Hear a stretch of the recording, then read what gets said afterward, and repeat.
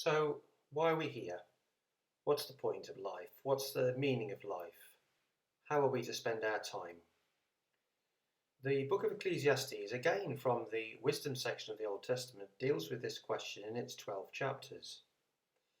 It was written by someone who had enjoyed power and wealth and who had tried it all, as he tells us in chapter 2 and verse 10, where we can read, "And whatever my eyes desired, I did not keep from them. I kept my heart from no pleasure, for my heart found pleasure in all my toil, and this was my reward for all my toil." So he'd been there and done it, got the t-shirt, to use modern idiom. Looking back at the end of his life, though, in verse 11, he comes to a rather sobering conclusion. Despite having done all of these wonderful things, he considered, as we read, all that my hands had done, and the toil I had expended in doing it, and behold, all was vanity, and striving after wind, and there was nothing to be gained under the sun. As I say, very sobering words.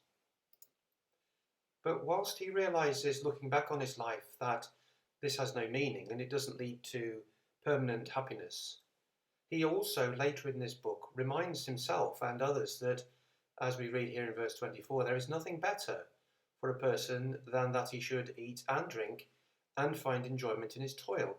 This also I saw is from the hand of God. So he encourages us, indeed, to enjoy life.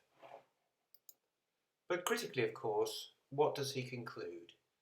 And right at the end of the last chapter of this book, he tells us, we can see it here in verse 13 of chapter 12, the end of the matter. All has been heard. Fear God and keep his commandments, for this is the whole duty of man. So there it is, encapsulated for us. The whole purpose of life is to fear God and keep his commandments. This is our duty. And he also leaves us with this tantalizing verse 14. For God will bring every deed into judgment, with every secret thing, whether good or evil. So we'd better cover that in a future video.